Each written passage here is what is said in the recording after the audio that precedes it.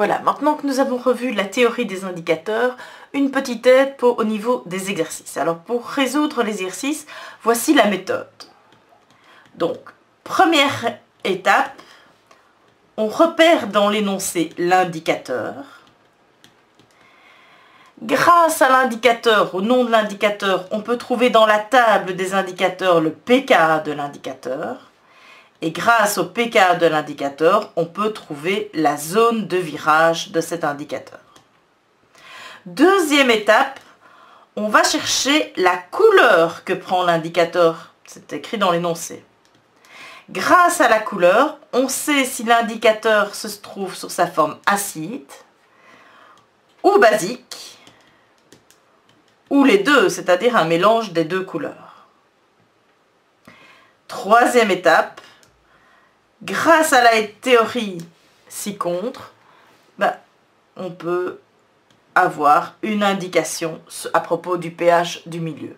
Soit le pH est plus petit que pK-1 si l'indicateur est sous sa forme acide, soit le pH est plus grand que pKa+1 si l'indicateur est sous sa forme basique, et si le pH se situe entre pK-1 et pKa+1 compris, l'indicateur se présente sous les deux formes et donc c'est un mélange des deux couleurs.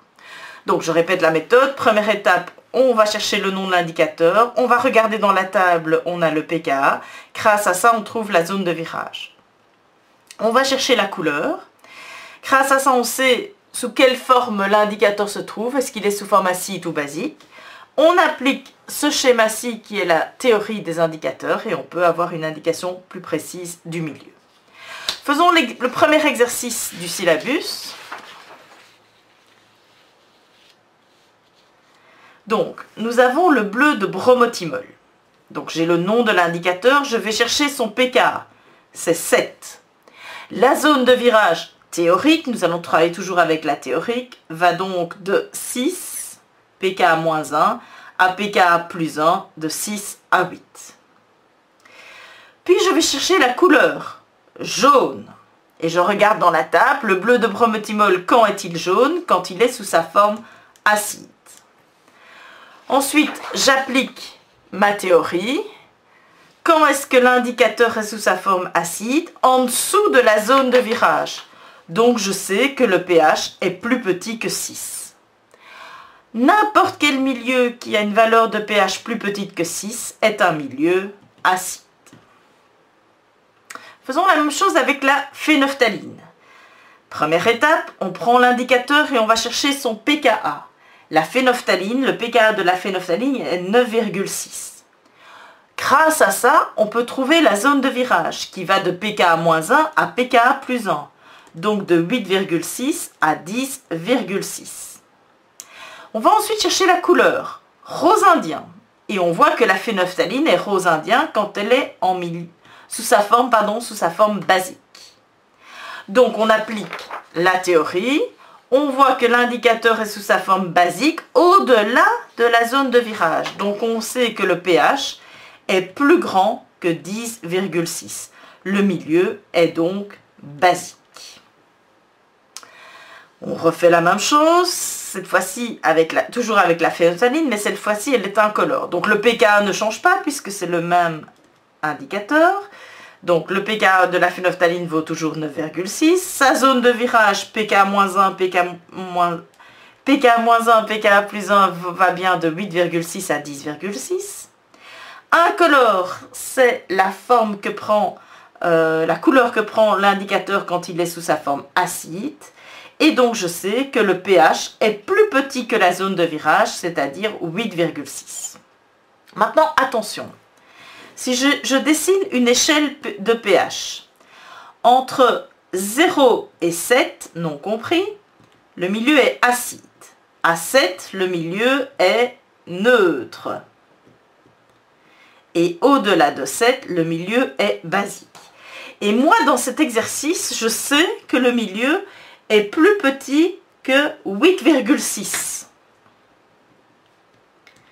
Quelles sont toutes les possibilités d'un milieu qui a un pH plus petit que 8,6?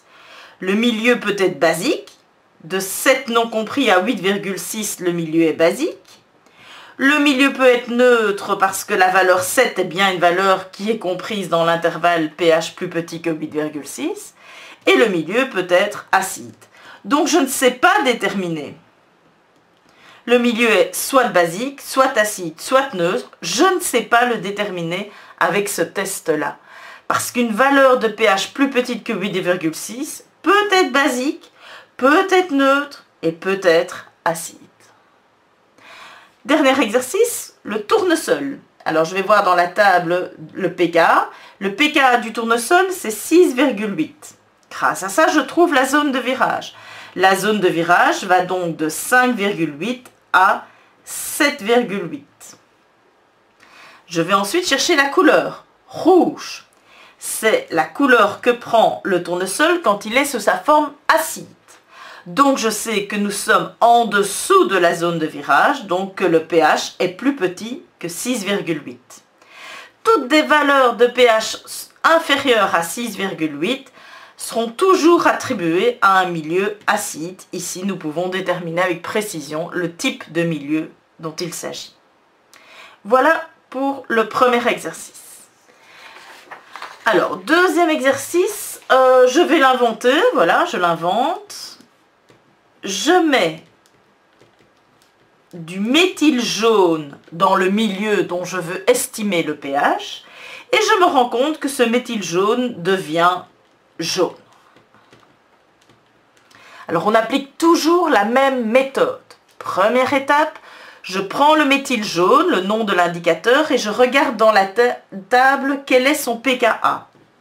Le pKa du méthyle jaune, c'est 3,3.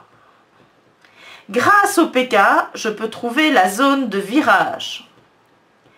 La zone de virage est comprise entre 2,3 et 4,3. La zone de virage est donc comprise entre 2,3 et 4,3. Ensuite, je vais chercher la couleur. La couleur, c'est jaune. Et je vais voir dans la table quand est-ce que le méthyle jaune est jaune. Et je vois que le méthyle jaune est jaune quand il est sous sa forme basique. Nous sommes donc, si on applique la théorie, dans cette zone-là qui est située au-dessus de la zone de virage. Donc le pH est plus grand que la limite de la zone de virage, c'est-à-dire 4,3. Un pH qui est supérieur à 4,3 peut être acide, puisque de 4,3 à 7, ce sont des milieux acides. Mais il pourrait être aussi égal à 7. Un pH qui est plus grand que 4,3 pourrait être égal à 7 et pourrait être neutre. Et un pH qui est supérieur à 4,3 pourrait être aussi basique. Donc on n'en sait rien. La seule chose que l'on sache, c'est que le pH est plus grand que 4,3. Maintenant, est-ce que le milieu est acide, neutre ou basique? Ce n'est pas avec ce test-là que nous pourrons le déterminer avec précision.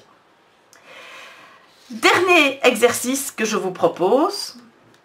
Alors, j'ai par exemple un puits. Ça, c'est mon puits.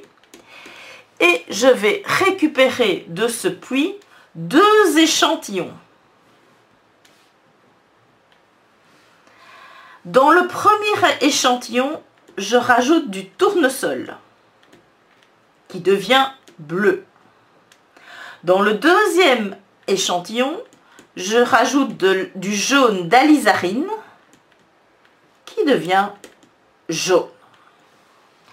Alors, dans un exercice comme cela, donc ici, on prend bien 2 échantillons d'un même milieu. Alors, nous allons travailler d'abord les échantillons séparément en appliquant toujours notre méthode.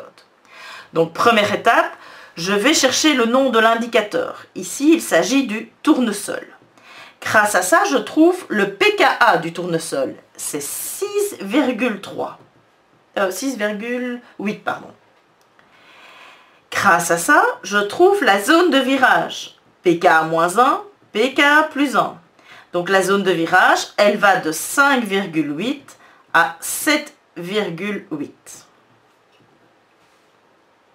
Ensuite, je vais chercher la couleur. Deuxième étape, c'est du bleu.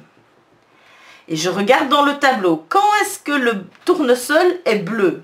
quand il est sous sa forme tournesol, quand il est sous sa forme basique.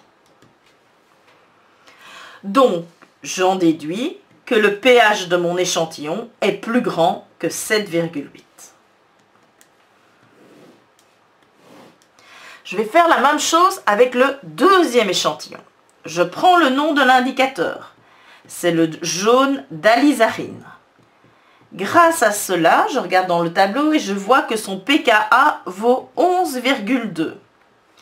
Donc j'en déduis la zone de virage théorique, pKa-1, pKa+1, qui va de 10,2 à 12,2.